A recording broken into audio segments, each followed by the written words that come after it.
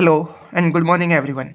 आज के इस लेक्चर में हम सॉलिड स्टेट फिजिक्स को ही कंटिन्यू रखेंगे और आज का हमारा जो टॉपिक है वो विग्नर स्लिट अप्रोक्सीमेशन के ऊपर रहने वाला है या विग्नर स्लिट मेथड के ऊपर रहने वाला है। और ये जो टॉपिक है वो एग्जाम पॉइंट ऑफ व्यू से भी बहुत ज़्यादा इंपॉर्टेंट है। अगर ये टॉपिक आपके सिलेबस में है तो ये डेफिनेटली एग्जाम में 10 या 12 मार्क्स के अंदर पूछा जाएगा। ठीक है, तो स्टार्ट करते हैं। अब क्वेश्चन ये है कि ये टॉपिक एग्जाम में कितने टाइप से पूछा जा सकता है। तो ये टॉपिक एग्जाम में 2 टाइप से पूछा जा सकता है। पहला तो डायरेक्टली बोल देगा विग्नर स्लिट अप्रोक्सीमेशन क्या होती है, इसको डिफाइन करें और इसको कंप्लीट करें। दूसरा ये बोल देगा विग्नर स्लिट सेलुलर मेथड क्या होता है। ठीक है, अब इसको सेलुलर मेथड किस लिए बोलते हैं, जैसे जैसे लेक्चर आगे बढ़ेगा तो ये बात भी आपको बहुत अच्छे से समझ में आ जाएगी। ठीक है, तो स्टार्ट करते हैं। तो सबसे पहले हम बात करेंगे इसके बेसिक इंट्रोडक्शन के ऊपर, जहां पे हम थोड़ा सा टाइट बाइंडिंग मेथड के बारे में बात करेंगे और थोड़ा सा विग्नर स्लिट अप्रोक्सीमेशन के बारे में बात करेंगे। उसके बाद हम देखेंगे कि अगर ये टॉपिक एग्जाम में आता है तो आपको किस टाइप से इसको लिखना है। तो इससे पहले हमने टाइट बाइंडिंग मेथड के बारे में पढ़ा था। तो टाइट बाइंडिंग मेथड में हम ओनली ऑन जो नियरेस्ट नेबर इंटरेक्शन है उसको ही कंसीडर करके चलते हैं। ठीक है, पर टाइट बाइंडिंग मेथड के जो रिजल्ट थे वो रिजल्ट इतने ज़्यादा अच्छे नहीं थे। कुछ बातों को टाइट बाइंडिंग मेथड ने अच्छे से एक्सप्लेन करके बताया, पर बहुत सारी बातें ऐसी थी जिसको टाइट बाइंडिंग मेथड एक्सप्लेन करके नहीं बता पा रहा था। जैसे क्रिस्टल स्ट्रक्चर के बारे में ज़्यादा अच्छी इन्फॉर्मेशन नहीं दे पा रहा था। इसके जो रिजल्ट थे टाइट बाइंडिंग मेथड के क्रिस्टल स्ट्रक्चर के बारे में वो इतने ज़्यादा अच्छे नहीं थे।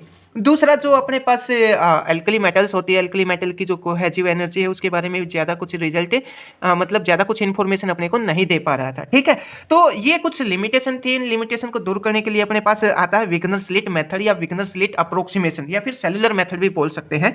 ठीक है, अब विग्नर स्लिट सेलुलर मेथड का यूज हम किस लिए करते हैं और इसके अंदर होता क्या है इसके ऊपर भी बात कर लेते हैं। तो जो विग्नर स्लिट अप्रोक्सीमेशन है इसका यूज हम क्रिस्टल स्ट्रक्चर का पता करने के लिए हम इसका यूज करते हैं। ठीक है, और दूसरा अपने पास जो एल्कली मेटल होती है, एल्कली मेटल की जो कोहेसिव एनर्जी होती है उसका पता करने के लिए भी हम इसका यूज करते हैं। और थर्ड वन अपने पास ये जो बैंड बैंड स्ट्रक्चर होता है, इस बैंड स्ट्रक्चर को काउंट करने के लिए भी हम विग्नर स्लिट मेथड का यूज करते हैं। ठीक है, अब बात करते हैं कि विग्नर स्लिट मेथड के अंदर होता क्या है। तो हम यहाँ पे मान के चलेंगे कि अपने पास कोई एक क्रिस्टल है और वो जो क्रिस्टल है वो बहुत सारे पॉलीहाइड्रोन जैसे यूनिट सेल से मिलके बना हुआ है। ठीक है, या फिर उस क्रिस्टल के अंदर बहुत सारे पॉलीहाइड्रोन सेल है। ठीक है, और जो हम पॉलीहाइड्रोन सेल मान के चलेंगे उसके अंदर हम ये मानेंगे कि एक इलेक्ट्रॉन है, और या फिर हम ये बोल सकते हैं कि उस पॉलीहाइड्रोन के अंदर एक इलेक्ट्रॉन ट्रैप कर रखा है और वो इलेक्ट्रॉन उस पॉलीहाइड्रोन सेल के अंदर ही मूव करेगा। और जो पॉलीहाइड्रोन सेल है उसी को हम क्या बोलते हैं, विग्नर स्लिट सेल बोलते हैं। ठीक है, अब उस विग्नर स्लिट सेल के अंदर ही इलेक्ट्रॉन मूव करेगा। अब उस विग्नर स्लिट सेल के अंदर हम एक पॉजिटिव आयन लेके चलेंगे या फिर एक लेटिस पॉजिटिव आयन लेके चलेंगे। और जैसे हमने मान लिया कि ये अपने पास एक पॉलीहाइड्रोन के जैसा कुछ हमने एक सेल मान लिया और इलेक्ट्रॉन इसके अंदर ट्रैप कर रखा है। अब इलेक्ट्रॉन इस सेल को छोड़ के बाहर भी नहीं जा सकता और बाहर का कोई इलेक्ट्रॉन इसके अंदर भी नहीं आ सकता। अब जो इलेक्ट्रॉन है वो इस सेल के अंदर ही मूव करेगा। ठीक है, और इसका जो सेंट्रल पार्ट है वहां पे हमने एक लेटिस पॉजिटिव आयन मान लिया। अब जितना इलेक्ट्रॉन पे नेगेटिव चार्ज है उतना ही इस लेटिस के ऊपर पॉजिटिव चार्ज है। तो हम ये भी बोल सकते हैं कि अपने पास जो पॉलीहाइड्रोन है वो इलेक्ट्रिकली न्यूट्रल होता है। और दूसरा ये बोल सकते हैं कि इलेक्ट्रॉन सिर्फ और सिर्फ इस सेल के अंदर मूव करेगा, ये जो इलेक्ट्रॉन है वो इस सेल से बाहर नहीं जा सकता। ठीक है, अब आपको ये भी बता देता हूं कि इसको सेलुलर मेथड क्यों बोलते हैं, क्योंकि यहां पे हम एक सेल कंसीडर करके चलते हैं। ठीक है, ऐसा मानेंगे हम कि जो क्रिस्टल है वो किससे मिलकर बना हुआ है, एक पॉलीहाइड्रोन सेल से मिलकर बना हुआ है और इलेक्ट्रॉन उसके अंदर ट्रैप कर दिया गया, मतलब इलेक्ट्रॉन उसमें पकड़ के रख लिया गया। ना ही वो इलेक्ट्रॉन इस सेल से बाहर जा सकता, ना ही बाहर का कोई इलेक्ट्रॉन इसके अंदर आ सकता है। इलेक्ट्रॉन का जो मोशन है वो सिर्फ और सिर्फ इस सेल के अंदर ही रहेगा। ठीक है, तो ऐसा कुछ हम यहाँ पे पढ़ेंगे और यहाँ पे हम एक Schrodinger time independent Schrodinger wave equation लेके चलेंगे, जिसको हम सोल्व करने के लिए अपने पास जो ब्लोच थ्योरम का जो हमने सॉल्यूशन लिया था वो सॉल्यूशन हम यहाँ पे कहीं ना कहीं यूज भी करेंगे। अब एग्जाम में कैसे लिखना है इसके ऊपर भी थोड़ा सा बात कर लेते हैं। ठीक है, और ये जो अभी बताया है ये सभी सब बातें हम जैसे जैसे लेक्चर कंप्लीट होगा तो वो सब हम यहाँ पे पढ़ेंगे। ठीक है, तो एग्जाम में स्टार्ट करने के लिए सबसे पहले हम लिखेंगे, जब हम टाइट बाइंडिंग मेथड के बारे में पढ़ते हैं तो वहाँ पे हम only on nearest neighbour interaction consider करके चलते हैं। और यहाँ पे अगर मैं विग्नर स्लिट की बात करूँ तो यहाँ पे हम कंसिडर करते हैं अपने पास जो इलेक्ट्रॉन है वो एक विग्नर स्लिट सेल के अंदर मूव करता है। ठीक है, और उसके बाद हम क्या लिखेंगे, यहाँ पे अपने पास ये जो विग्नर स्लिट अप्रोच है या विग्नर स्लिट सेलुलर मेथड है इसका यूज हम स्मॉल सेल को या क्रिस्टल स्ट्रक्चर का पता करने के लिए हम इसका यूज करते हैं। और हम यहाँ पे कंसीडर करते हैं कि अपने पास एक पॉलीहाइड्रोन सेल होती है। ठीक है, जिसको हम विग्नर सलिट सेल भी बोलते हैं, या फिर हम ये बोल सकते हैं कि अपने पास ये जो पॉलीहाइड्रोन सेल हमने कुछ ऐसे माने हैं, इसको हम क्या करेंगे, स्मॉल स्मॉल सेल के अंदर डिवाइड कर लेंगे कुछ इस टाइप से, ठीक है। और ये जो स्मॉल सेल में हमने डिवाइड किया है, इसको हम क्या बोलते हैं, विग्नर सलिट सेल बोलते हैं, ठीक है। तो स्टार्ट करते हैं फर्स्ट पॉइंट से, और अभी ये जो बताया ये भी आपको एग्जाम में लिखना है। तो the alkali metals have the BCC बोले तो फेस सेंटर क्यूबिक स्ट्रक्चर। तो अपने पास जो एल्कली मेटल होती है इनका फेस सेंटर क्यूबिक स्ट्रक्चर होता है, और हम यहाँ पे लेके चलेंगे कि इसके अंदर जो सेल होंगे वो कैसे होंगे, मतलब अपने पास मान लिया कोई एल्कली मेटल्स का कोई क्रिस्टल है, ठीक है, और उसके अंदर हम मान के चलेंगे कि अपने पास वो जो क्रिस्टल है वो बहुत सारे पॉलीहाइड्रोन से मिलके बना हुआ है, ठीक है। और उस पॉलीहाइड्रोन को हम क्या बोलेंगे, विग्नर स्लिट सेल बोल देंगे, ठीक है। उसके बाद विग्नर स्लिट method use to find small cell consider like a polyhedron. अब विग्नर स्लिट मेथड का यूज हम किसके लिए करते हैं, एक स्मॉल सेल को फाइंड करने के लिए करते हैं, और जिसमें क्या होता है वो सेल किसके माफिक होती है, पॉलीहाइड्रोन के जैसे होती है, और उसी को हम क्या बोलते हैं, विग्नर स्लिट सेल भी बोलते हैं, ठीक है। उसके बाद नेक्स्ट पॉइंट में क्या दे रखा है, द एंटायर क्रिस्टल। अब यहाँ पे ये बता रखा है कि अपने पास जो क्रिस्टल है वो किससे मिलके बना हुआ है, बहुत सारे पॉलीहाइड्रोन से मिलके बना हुआ है, और जितने भी पॉलीहाइड्रोन है वो सबके सब आइडेंटिकल होंगे, ठीक है। तो यहाँ पे यही बता रखा था, entire crystal volume is imagine to have been filled up with identical polyhedron, ठीक है। तो समझ में आ गया होगा। उसके बाद एज्यूमिंग दैट, और फिर ये एज्यूम कर रखा है कि जो इलेक्ट्रॉन है वो उस पॉलीहाइड्रोन के अंदर मूव कर रहा है, ना ही वो उससे बाहर जा सकता, ना ही बाहर का कोई अंदर आ सकता है। तो assuming that there is only one electron in given polyhydron at a time together with positive charge, मतलब एक पॉलीहाइड्रोन के अंदर एक इलेक्ट्रॉन ट्रैप्ड होगा, ठीक है, और पॉलीहाइड्रोन के अंदर पॉजिटिव चार्ज भी होगा और एक इलेक्ट्रॉन भी होगा। जितना पॉजिटिव चार्ज होगा उतना ही इलेक्ट्रॉन पे क्या होगा, नेगेटिव चार्ज होगा। तो हम ये बोल सकते हैं कि वो न्यूट्रल होगा, और जो पॉजिटिव चार्ज होगा वो जो हम सेल लेके चलेंगे इस टाइप की, उसके सेंटर के अंदर वो पॉजिटिव चार्ज हम मान के चलेंगे, ठीक है। अब यहाँ पे अगर आप चाहो तो एक छोटा सा डायग्राम भी बना के आ सकते हो, ठीक है, जिससे एग्जामिनर थोड़ा सा इंप्रेस हो जाएगा। तो हम कुछ इस टाइप के यहाँ पे लेटिस पॉइंट लेके चलेंगे, हाँ, इस टाइप से, और ये भी यहाँ पे, और यहाँ पे हम क्या बनाएंगे, एक सेल बनाएंगे कुछ इस टाइप से, ये हमने इस टाइप से सेल बनाएंगे, ठीक है। और ये अपने पास एक लेटिस पॉजिटिव आयन हो जाएगा जो बिल्कुल इसके सेंटर में है, और ये हमने इलेक्ट्रॉन मान लिया जो इसके अंदर ट्रैप कर रखा है। अब इसको हम क्या करेंगे, स्मॉल स्मॉल सेल के अंदर या स्मॉल स्मॉल पार्ट के अंदर इसको डिवाइड कर देंगे कुछ इस टाइप से, ऐसे, ठीक है। ये हमने इसको डिवाइड कर दिया, और यहाँ पे लिख देंगे ये क्या है, अपने पास विग्नर स्लिट सेल है जिसके अंदर इलेक्ट्रॉन ट्रैप हो रखा है और वो इसी के अंदर मूव करेगा, ठीक है। तो ये सब आप इसके अंदर ऐड कर सकते हैं। उसके बाद नेक्स्ट पॉइंट में क्या बता रखा है, द पॉलीहाइड्रोन बीइंग न्यूट्रल। अब पॉलीहाइड्रोन कैसा होता है, न्यूट्रल होता है। उसके बाद the interaction are initially neglected, और इनिशियली हम यहाँ पे जो इंटरेक्शन लेके चलेंगे इलेक्ट्रॉन और पॉजिटिव चार्ज के बीच में, वो इंटरेक्शन हम नेग्लेक्ट करके चलेंगे, ठीक है, नहीं लेके चलेंगे। हम यहाँ पे ओनली ऑन जो तो अपने पास दो पॉलीहाइड्रोन है उनका इंटरेक्शन ही हम यहाँ पे कंसिडर करके चलने वाले हैं।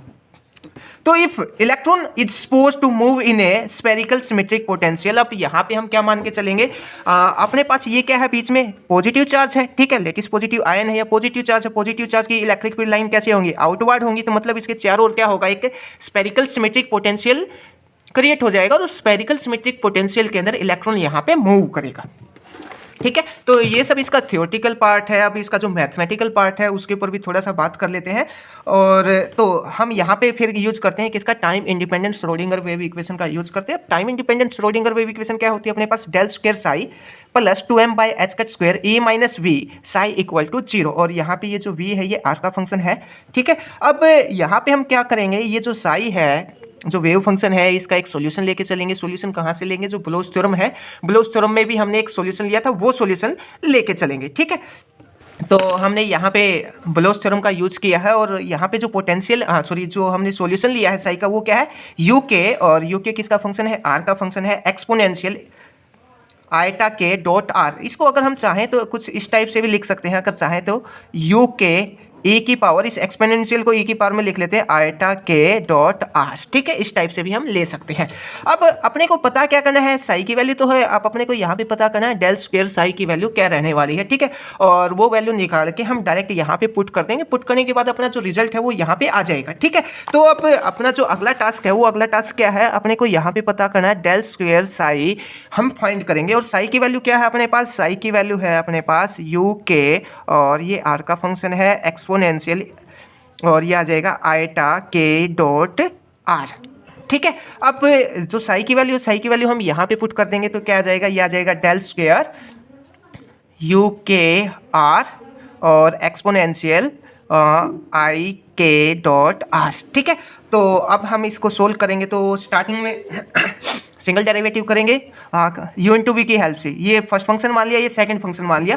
तो यहाँ पे हम क्या करेंगे, फर्स्ट फंक्शन को एज इट इज लेके चलेंगे और सेकंड का हम यहाँ पे डेरिवेटिव कर देंगे। ठीक है, तो यहाँ पे हमने ये जो यूके है इसको फर्स्ट बोल देते हैं, ये वाली जो टर्म है इसको सेकंड बोल देते हैं। तो फर्स्ट को हमने यहाँ पे एज इट इज माना, इसका हम डेरिवेटिव करेंगे तो क्या आ जाएगा, आयटा के आ जाएगा अपने पास आगे, और ये जो यूके है ये यहाँ पे एज इट इज रहेगा, और ये वाली टर्म एक्सपोनेंशियल की जो टर्म है वो एज इट इज आ जाएगी आयटा के डॉट आर। ठीक है, प्लस अब हम क्या करेंगे, ये वाली जो टर्म है इसको सेम रखेंगे, इसका डेरिवेटिव करेंगे तो क्या आ जाएगा अपने पास, ये आ जाएगा डेल यू के। ठीक है, और ये आर का फंक्शन है, ये वाली टर्म एक्सपोनेंशियल वाली टर्म जो वो हम यहाँ पे एज इट इज लिख देंगे आयटा के डॉट आर। ठीक है, अब ये तो अपने पास डेल साई आया है। ठीक है, अब अपने को डेल स्क्वायर साई पता करना है तो इसका एक बार फिर से डेरिवेटिव करेंगे, तो इसका डेरिवेटिव करेंगे तो फिर से एक बार ये जो टर्म है इसका यू इंटू वी से फिर करते हैं। तो ये जो यूके है ये तो हमने फर्स्ट टर्म मान लिया, और जो बाकी की बची हुई वो हमने सेकंड टर्म मान ली।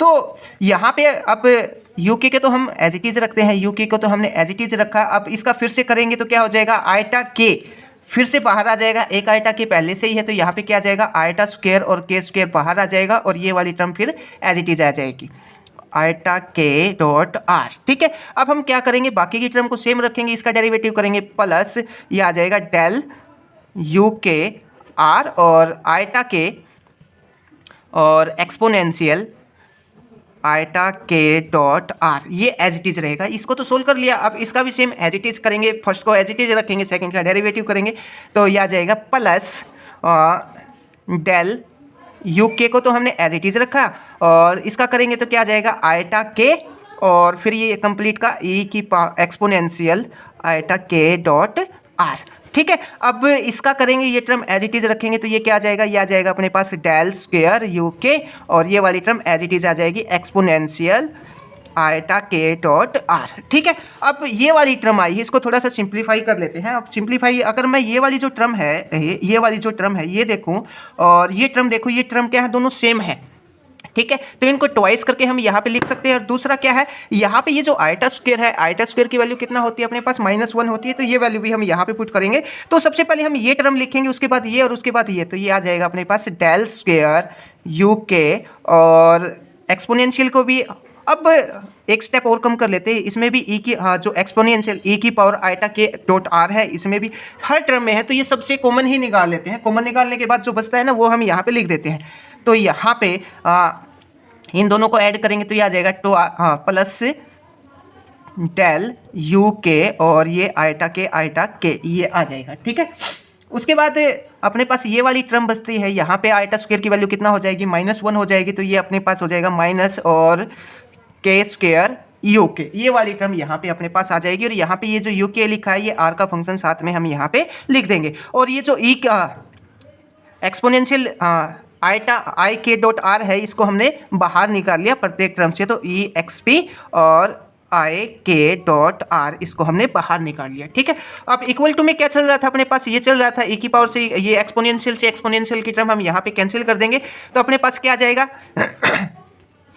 डेल स्क्वायर साई की वैल्यू क्या आ जाएगी अपने पास, ये आ जाएगी डेल स्क्वायर यू के, ये माइनस वाली टर्म पहले लिख लेते हैं हम यहाँ पे, और ये आ जाएगा के स्क्वायर यू के प्लस ये वाली टर्म 2 डेल यू के और साथ में आयटा के। ठीक है, अब ये वाली जो वैल्यू आई है इस वैल्यू को हम कहाँ पे पुट करेंगे, ये जो इक्वेशन नंबर 1 है यहाँ पे पुट करेंगे, यहाँ पे। ठीक है, और ये जो साई है साई की वैल्यू भी हम यहाँ पे पुट करेंगे, और ये सब हम करने वाले हैं नेक्स्ट सेक्शन के अंदर। ठीक है, तो वैल्यू पुट करने के बाद अपने पास ये इक्वेशन आ जाएगी। एक छोटी सी मिस्टेक हमने पीछे यहाँ पे कर दी, हमने यहाँ पे ये जो एक्सपोनेंशियल पार्ट बाहर निकाला है हम इसको कैंसिल नहीं करेंगे, इसको हम साथ में लेके चलेंगे।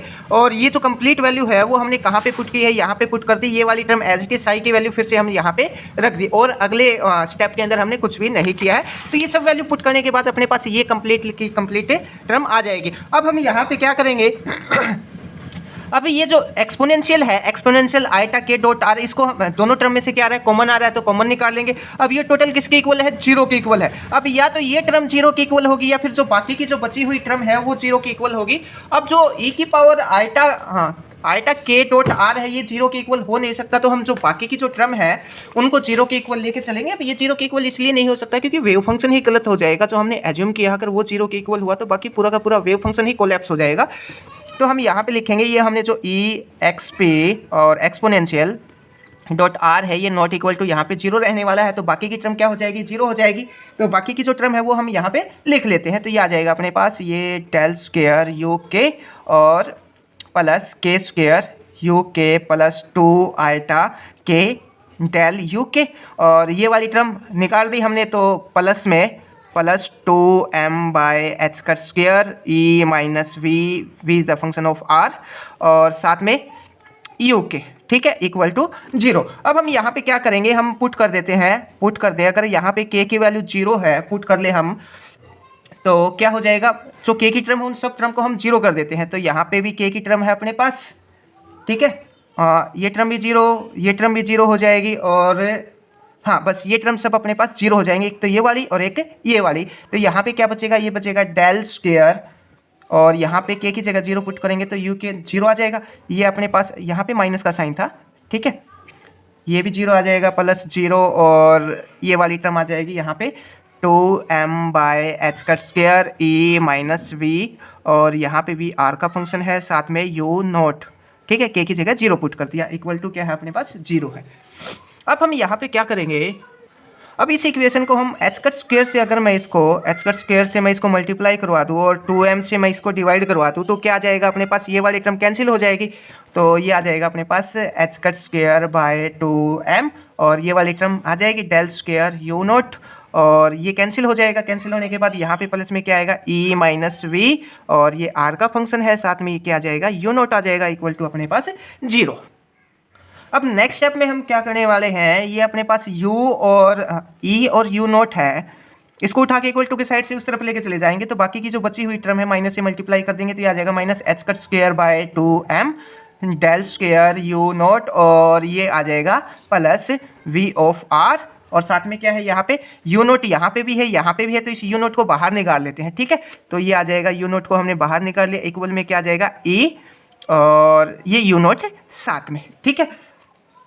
अब यू नोट से यू नोट कैंसिल कर देंगे, ई की वैल्यू आ जाएगी अपने पास, ये कंप्लीटली कंप्लीट किसकी वैल्यू आ जाएगी, ई की वैल्यू आ जाएगी।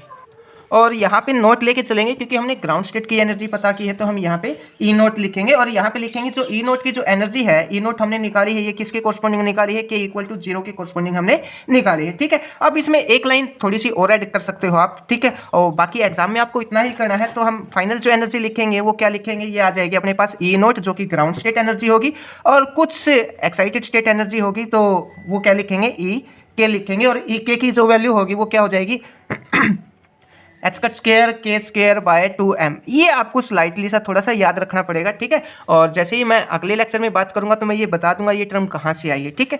तो अगर विगनर स्लिट अप्रोक्सीमेशन आपसे पूछा जाता है एग्जाम में तो आप इतना लिख के आएंगे। अगर इसमें से कोई बात समझ ना आई हो तो आप मैसेज करके पूछ सकते हैं, कमेंट करके पूछ सकते हैं, या फिर कॉल भी कर सकते हैं, ठीक है।